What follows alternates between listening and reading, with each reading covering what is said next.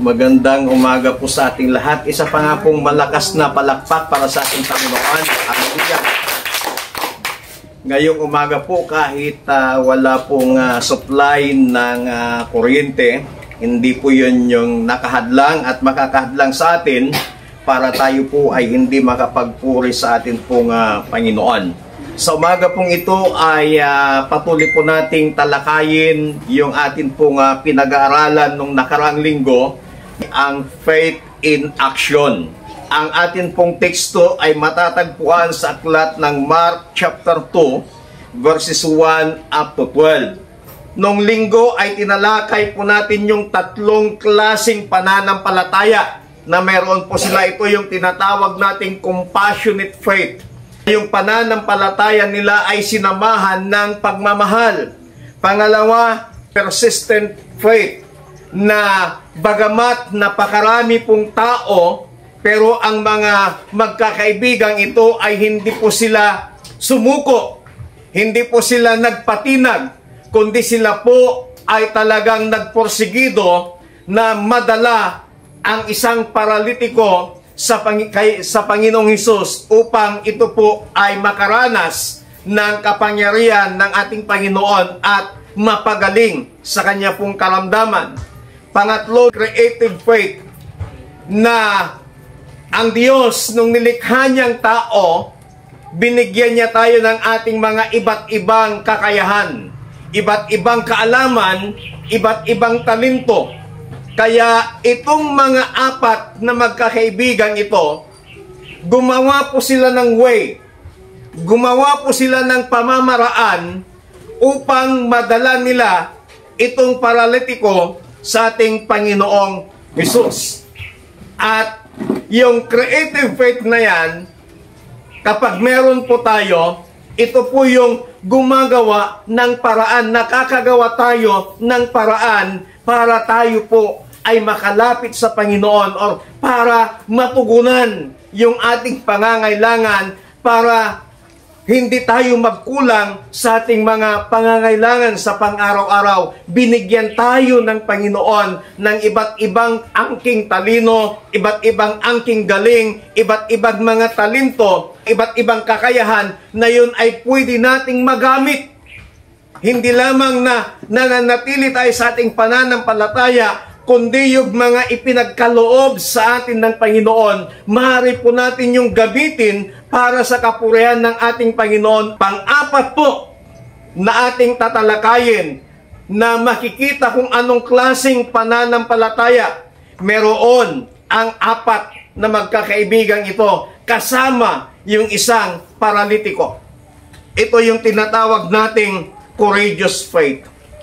Magkaroon ka ng boldness sa iyong pananampalataya.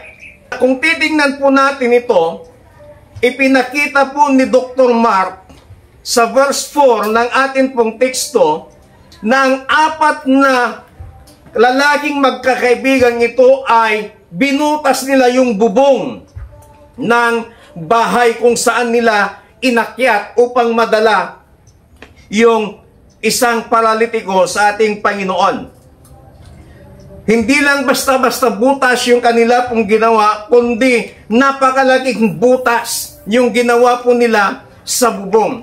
Na kung titingnan po natin, babasahin po natin sa Biblia, hindi po sila nagpaalam doon sa may-ari ng tahanan. So titingnan po natin kung gaano katapang yung pananampalataya ng mga kalalakihang ito.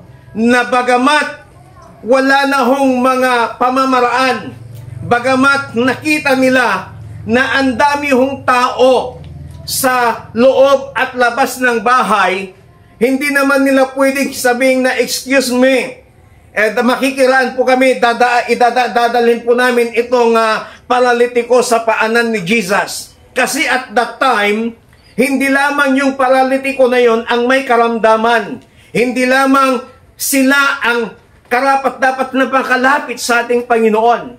Hindi lamang sila ang may emergency pangangailangan at that moment, pero lahat ng mga tao doon na nakikinig kay Jesus sa loob at labas ng bahay na kinaroroonan ng ating Panginoon, lahat sila ay may pangangailangan.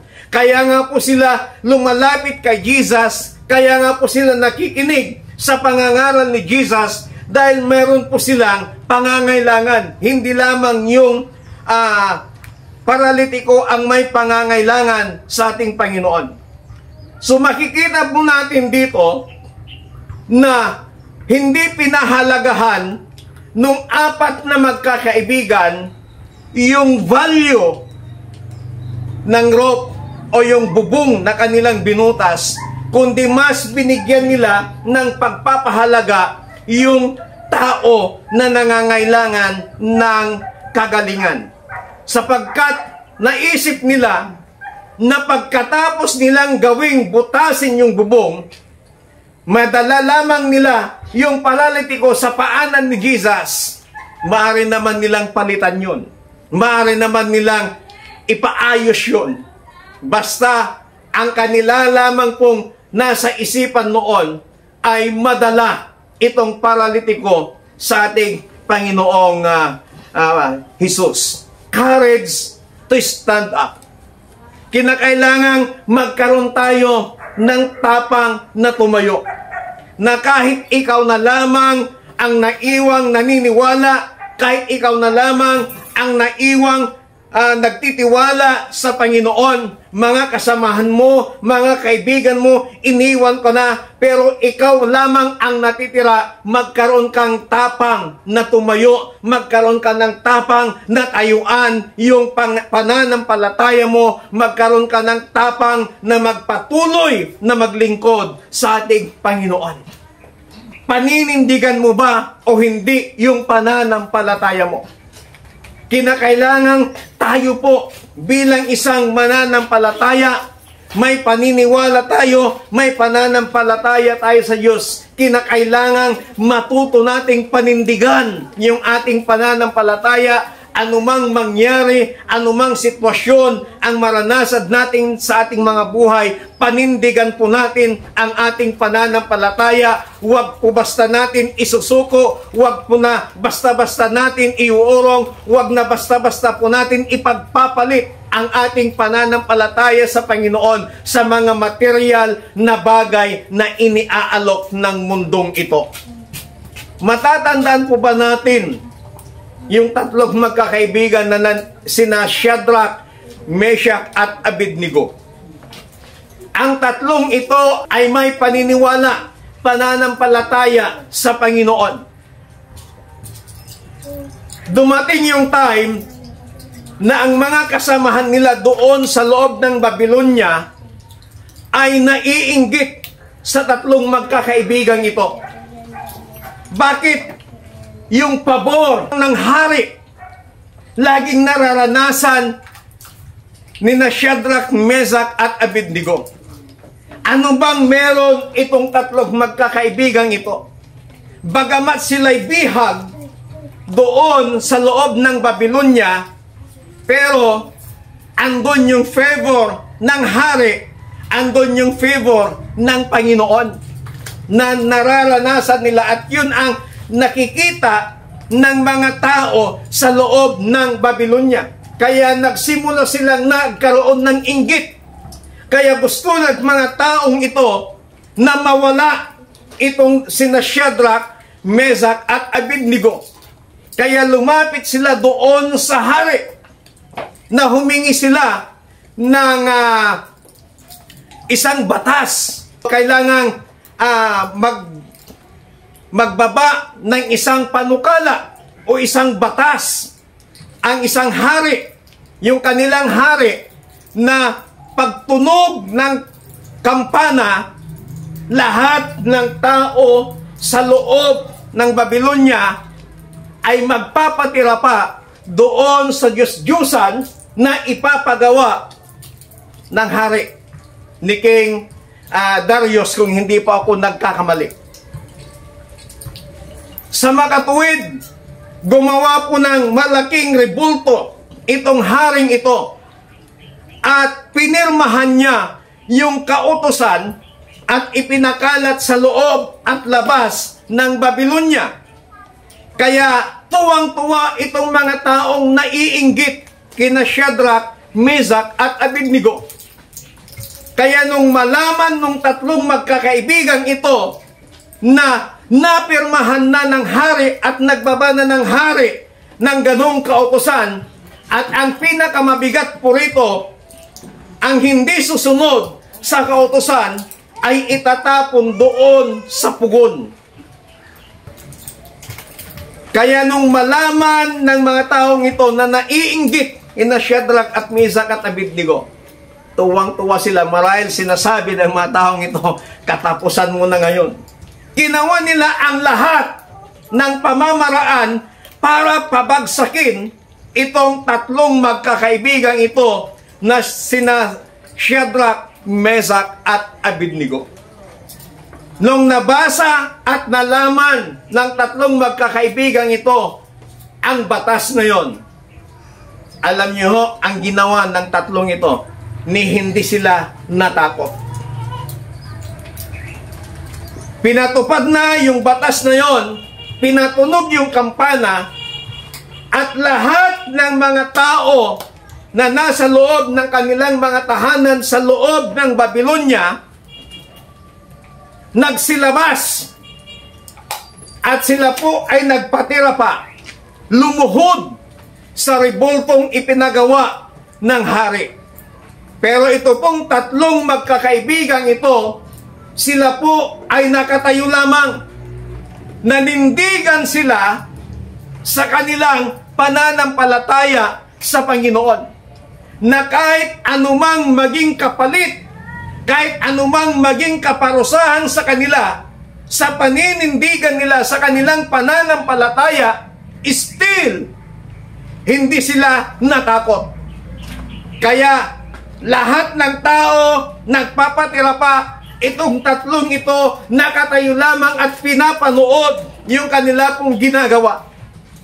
Ang hindi alam ng tatlong magkakaibigang ito, meron pa palang mga taong nagmamasid sa kanila. At nung makita nila na ang tatlong magkakaibigang ito ay hindi sumusunod sa kautosan ng hari, ang mga taong ito na naiinggit sa kanila na nagbabantay, lumapit sa hari. Sabi nila sa hari, hindi po ba mahal na hari? Meron ka pong pinirmahan, meron ka pong ibinabang kautosan, na pag tumunog yung kampana, kailangan ang lahat ng tao ay luluhod sa rebultong inyong ipinagawa. Yes, sabi ng hari. Hindi ho ba na ang parusa sa mga taong hindi susunod sa iyong kautosan ay itatapon doon sa pugon? Yes, sabi ng hari. Sabi ng mga naiinggit kina Shadrach, Meshach at Abednego, ito hong tatlong taong pinagkakatiwalaan ninyo, hindi po sila sumunod at hindi sila sumusunod sa iyong mga kautosan. Hindi po sila nagpapatira pa sa rebultong ipinagawa ninyo. Alam niyo ho, ang ginawa ng hari, gustuhin man niyang iligtas sina Shadrach, Meshach at Abednego, pero naipit yung hari. Wala siyang magawa kundi ipatupad yung batas na kanyang ibinaba, yung kautosan na kanyang ibinaba. Kaya ipinatawag niya sina Shadrach, Meshach at Abednego. Ang sabi ng hari, totoo ba ang sinasabi ng mga ito na hindi kayo sumusunod? Ang sabi ni Shadrach at Meshach, yes po, mahal na hari. At alam niyo rin ba ang kaparusahan? Yes po. Inutos ng hari na painitin ng ikapitong bisis ang pugon. At bago itulak sa pugon ang tatlong magkakaibigan, alam niyo bang sabi ng hari? Naway iligtas kayo ng inyong Diyos na sinasamba. Naway iligtas kayo ng inyong Diyos na sinasamba. Itinulak po sila sa pugon. At alam niyo ho, nung naitulak sila, sumigaw ang hari, "Kumusta kayo dyan? Niligtas ba kayo ng Diyos nyo?" Nakita nung hari na sina Shadrach, Meshach at Abednego na itinapon nila sa pugon, na sila po'y palakad-lakad. At nakita nung hari, sabi niya, "Hindi ba 3 lang ang itinapon sa pugon?" "Yes po, mahal na hari," sabi ng mga tao. "Bakit 4 yung nakikita kong lumalakad sa pugon? At sa tingin ko yung isa'y Diyos." Alam niyo ho, ang sabi ng hari, "Hala, iahon sila." Ang sabi ng Biblia, pagkaahon ng 3 magkakaibigan doon mula sa pugon, hindi man lang nangamoy sunog ang kanilang katawan, hindi man lang nangamoy usok yung kanilang katawan, na kahit yung kanilang buhok hindi po nasunog. Alam niyo ang nangyari? Bumaliktad ngayon yung kautusan. Biglang ibinaba ng hari. Sabi niya, "Mula ngayon, lahat ng tao sa loob ng Babylonia, wala tayong ibang Diyos na sasambahin maliban ang Diyos ni Shadrach, Meshach at Abednego." Dahil sa paninindigan nung 3 magkakaibigan ito sa kanilang pananampalataya, na kahit kamatayan at maging kapalit, kaparusahan sa kanilang paninindigan sa pananampalataya nila sa Diyos na buhay, hindi nila ipinagkait o hindi sila umatras, hindi sila natakot. At alam niyo naging impact nito. Maging ang hari, sa nakita niya, naniwala sa Diyos. At hindi lamang naniwala, ipinag-utos pa niya na sa loob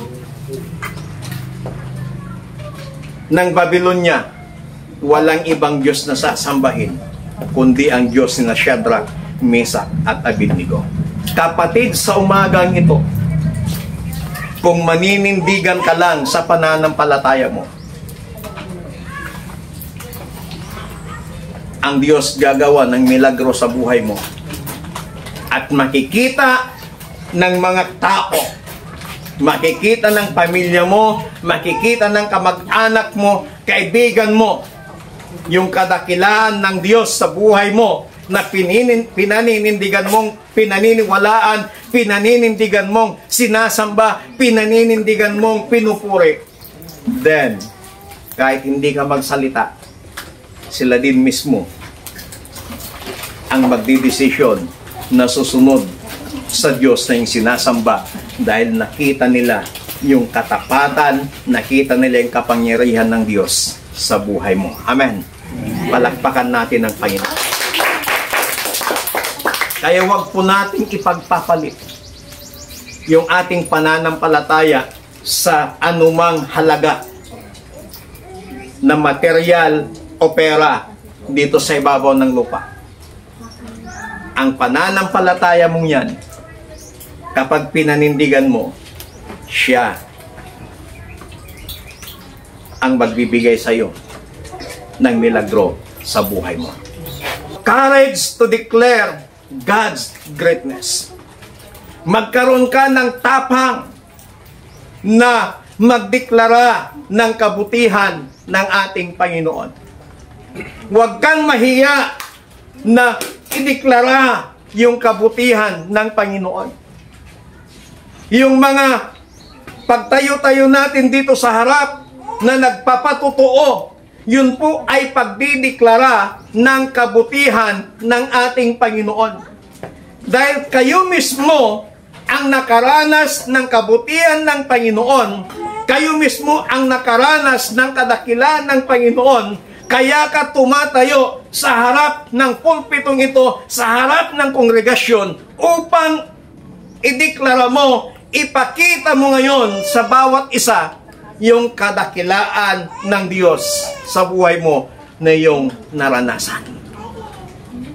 At habang tayo po ay nagdideklara at patuloy na nagdideklara ng katapatan, kabutihan, kadakilaan ng Diyos sa ating mabuhay, mas lalong ipinaparanas sa iyo ng Panginoon ang kanyang kadakilaan, ang kanyang kabutihan, ang kanyang katapatan sa buhay mo.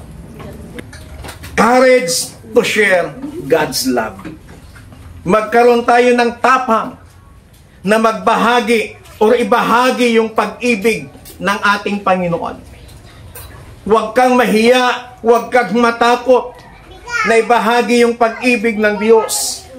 Gusto mong magbahagi ng pag-ibig ng Diyos at ikaw ay tinanggihan, huwag kang manlumo, huwag kang malungkot, sapagkat hindi ikaw ang kanilang tinanggihan, ang tinanggihan nila ang Diyos. Kapag ikaw ay mag-share ng salita ng Panginoon at ayaw nila, huwag kang malungkot. Dahil hindi ikaw ang kanilang tinanggihan, kundi ang kanilang tinanggihan ang Diyos. Hindi relihiyon ang ating ipinapangaral, hindi relihiyon ang dinadala natin sa tao, hindi relihiyon ang sinasabi natin, kundi salita ng Panginoon. Kasi ang salita ng Panginoon ang maaring magpabago sa puso, ang maaring magpabago sa buhay ng isang tao. Hindi ang relihiyon. Kaya bilang isang mananampalataya, kinakailangang magkaroon tayo ng courage to share God's love. Katulad ng apat na magkakaibigang ito, nagkaroon sila ng tapang. Ipinakita nila yung tapang ng kanilang pananampalataya na hindi sila sumuko.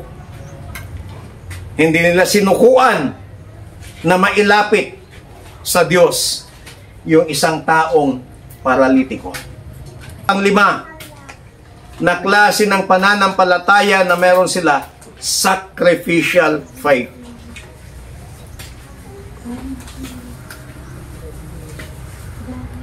Dahil sila ang nambutas, sila ang nanira sa bubong. Somebody would have to pay the rope na kanila pong winasak. Sacrificial faith. Hindi nila sisingilin doon sa paralitiko, kundi silang apat magambag-ambag para bayaran yung bubong na kanila pong sinira. A faith that brings Christ's power to the world is always willing to pay the price.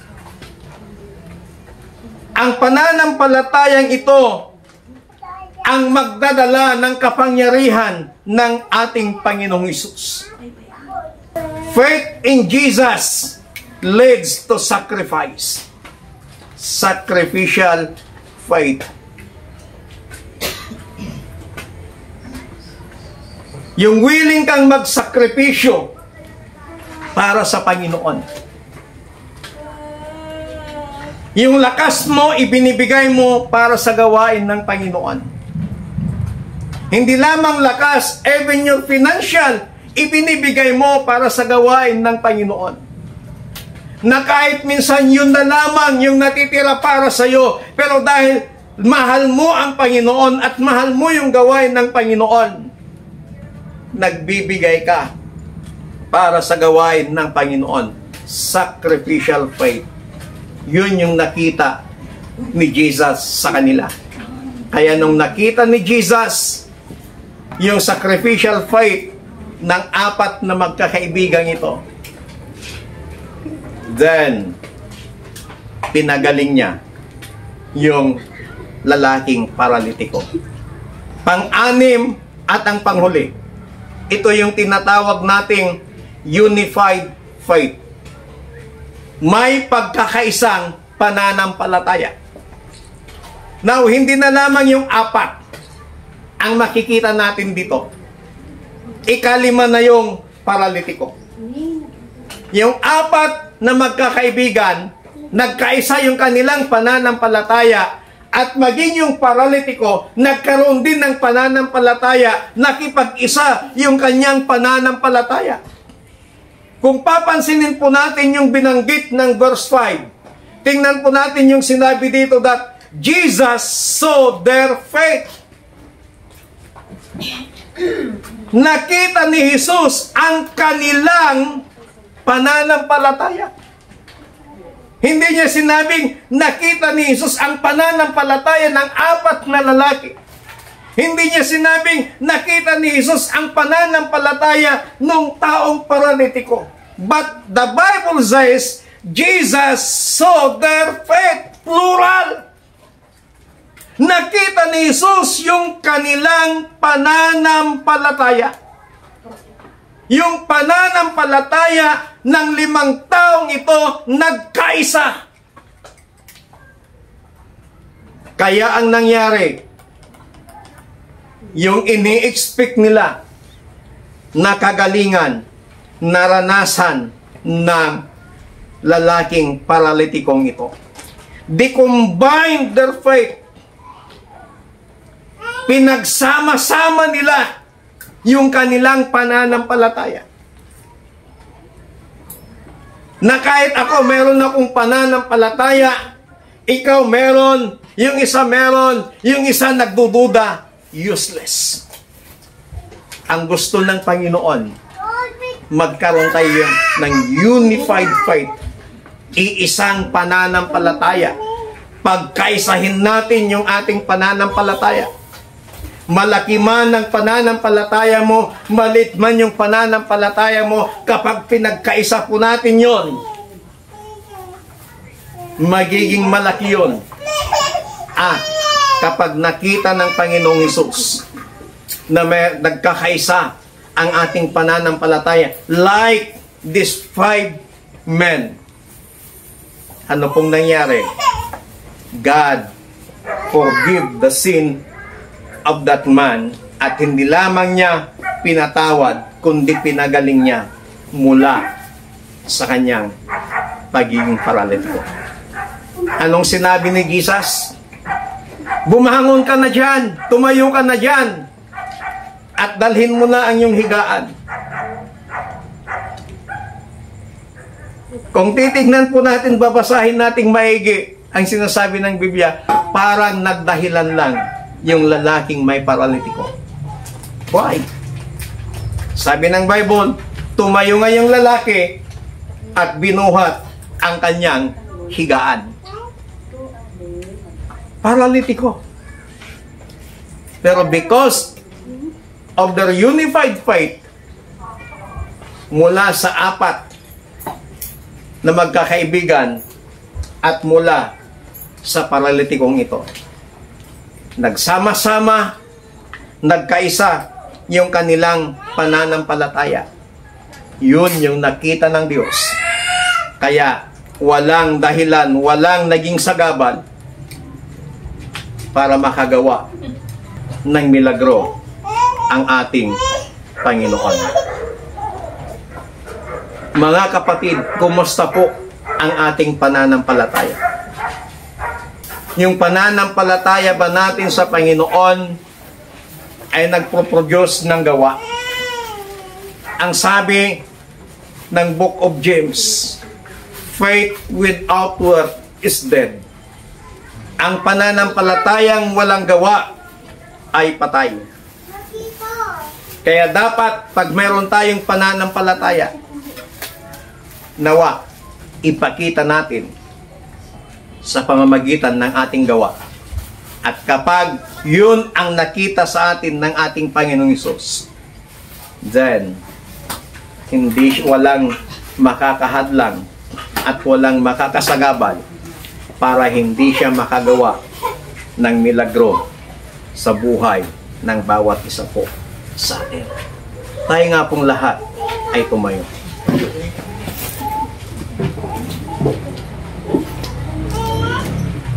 Sana yung 6 na katangian ng pananampalataya, ang 4 o ang 5 kalalakihang ito, magkaroon din sana tayo. Magkaroon sana tayo ng compassionate faith. Magkaroon din sana tayo ng persistent faith, creative faith, courageous faith, sacrificial faith, and unified faith. Hallelujah. Muli nating awitin yung inawit natin kaninang I love you, Lord. Hallelujah. Ang awit na ito ay pagdideklara ng katapatan, kabutihan ng ating Panginoon.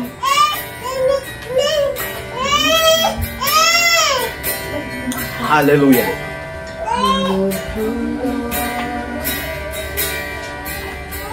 For your mercy never fails me. Yes, Lord. Hallelujah.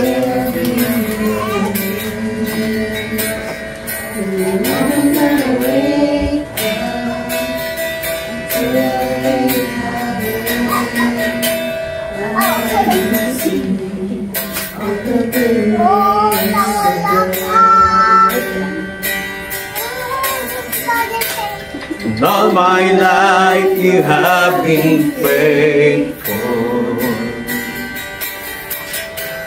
And all my life you have been so good. With every breath that I am able, I will sing of the goodness of God. All my life. And all my life you have been faithful. And all my life you have been so good. In every breath that I am able, I will sing of the goodness of God. And I will sing. I will sing of the goodness of God. And I will sing. I will sing of the goodness of God. Hallelujah. Kapatid, sa umagang ito, sana i-desire natin sa Panginoon yung 6 na katangian ng pananampalatayang ito, na magkaroon tayo. Sana i-desire natin sa Panginoon ng ating panalangin sa Kanya, Lord, increase our faith. Kapag nakita ng Panginoon yung desire ng iyong puso sa umagang ito, kapag nakita ng Diyos na yung pananampalataya mo sa Kanya ay gumagawa o isinasapamuhay mo, kumikilos, pananampalatayang may gawa, mararanasan mo ang kapangyarihan ng Diyos sa buhay mo. Panginoon, sa umagang ito, maraming salamat sa iyong masalita. Na patuloy mo kaming tinuturuan na dapat magkaroon kami ng katulad ng uri ng pananampalataya meron ang 5 kalalakihang ito na lumapit sa iyo. Banal na Espiritu, bigyan mo kami ng katapangan, tapang na panindigan, tapang na tayuan ang aming pananampalataya sa iyo. Whatever the cost, O God, hindi ka namin ipagpapalit.